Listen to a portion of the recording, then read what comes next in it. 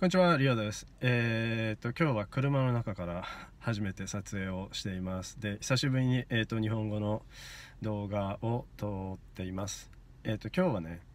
オーストラリアの英語がなまってるとかっていう発言をよくね、言う人とか聞くこととか、皆さんもあるんじゃないかなと思うんですけど、そもそもこの発言をする人は大体英語をあまりよく知らない人とか習い始めの人とかが基本的には多いと思うんですけど、この発言がすごいいかに失礼かっていうことをね、ちょっと今日お話をしていきたいと思います。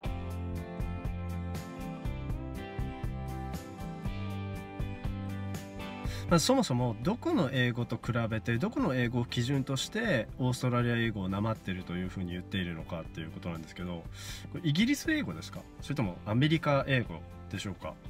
でこれもしイギリス英語なんだとしたら、正直オーストラリアとかニュージーランドの英語っていうのはアメリカの英語と比べると比較的イギリス英語に近いんですね、いろいろな点において。だからオーストラリアをなまってるというなら、アメリカ英語の方がはるかにイギリス英語からかけ離れているので、よっぽどアメリカ英語の方がなまってるっていう解釈になるんですね、この場合。だからなんでそのアメリカを差し置いてオーストラリアをなまっているというのか、そしてアメリカ英語をなまっていると言わないのかっていう話になります。でこれもしアメリカの英語を、基準として、標準語としてそれと比べてオーストラリアの英語をなまってると言っているんであれば、これとんでもない話で、もちろんアメリカの英語ももともとイギリスから来ているものなので、これはもちろんイギリス人に怒られます、こんなことで。なんでそもそもじゃあアメリカの英語が標準語となるんでしょうか。たまたま、エンターテインメントとかの影響で日本人とかがよく聞く、耳にしやすい英語だからですか。そうするとそれが標準語ということになるんでしょうか。まずこれいずれにしてもオーストラリアにしろニュージーランドにしろイギリスにしろアメリカにしろ、みんなそれぞれ母国語なんですよね。だからその彼らの母国語に対して部外者である日本人が勝手に偉そうに上から目線で彼らの英語はなまってるだどうだとかっていう発言というか、ジャッジがすごく失礼になります。だって例えば逆の立場で考えてみてもらいたいんですけど、日本で生まれ育ったあなたが普通に日本語を話している中で、例えば片言の外国人が突然やってきてあなたの日本語はなまってるよねとか言われたらどう思います？いやお前がなって話でしょ。そういうことなんですよ。ここでね、アクセントについて少しお話をすると、前のビデオでも何度か話をしたことがあるんですけど、例えば長い間外国に住んでその言語がペラペラになったとしても、ペラペラとアクセントって別物なんですよね。だから例えばすごく長い間じゃあアメリカに住んで英語がペラペラになったとしても、やっぱり生まれ育った言語でない限り絶対多少のアクセントとかっていうものは残ってしまうものなんですよね。それ例えば日本に長く住んでる外国人とか見てもらえば分かると思うんですけど、どんなにスラスラと喋っていても、実際に日本で生まれ育った僕らとかが喋る日本語とは絶対に違いますよね。聞いた時に変なところでイントネーションが違ったりとか、表現の仕方が違ったりとかっていう多少のやっぱり違いっていうものは絶対に残ってしまうものなんですね。だからそれも仕方のないことなんですけど、だからそういう環境下で例えばね、自分が英語を多少喋れるようになったとしても、そのレベルの人間が母国語である彼らに対してなまってるだどうだっていう発言とかっていうのはやっぱり失礼通り越して恥ずかしい発言になるんですよね。これ要するに先ほども言ったように、みんなそれぞれ母国語としている英語なので、例えば特定の一つの国のその英語をスタンダードとか標準とされることをやっぱりそれぞれすごく嫌がるっていうことを理解していただきたいなというふうに思います。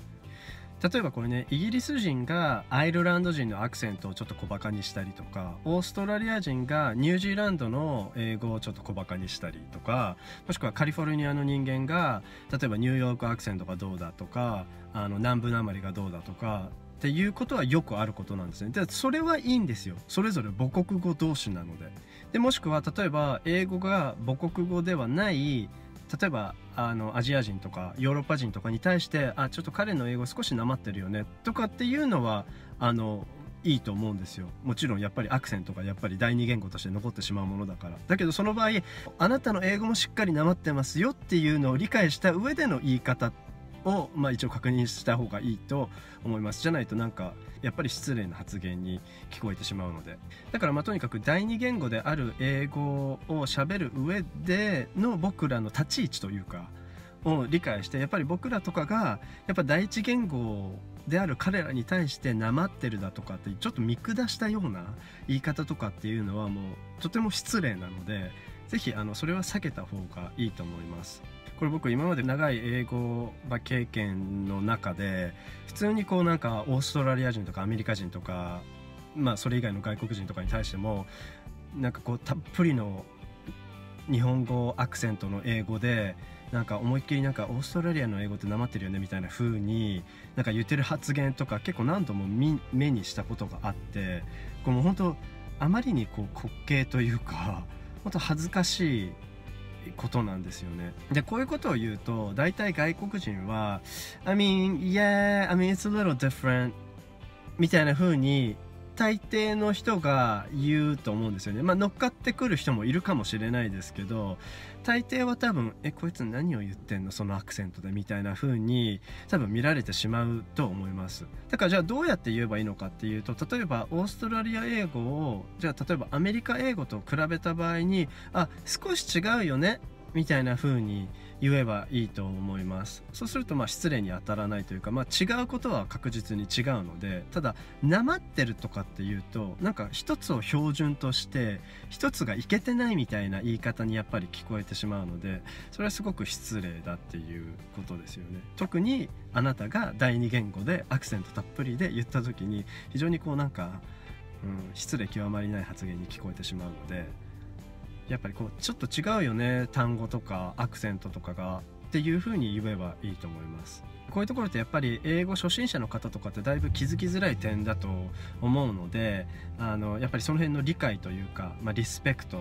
というか、マナーですよねを持って英語を勉強する上でね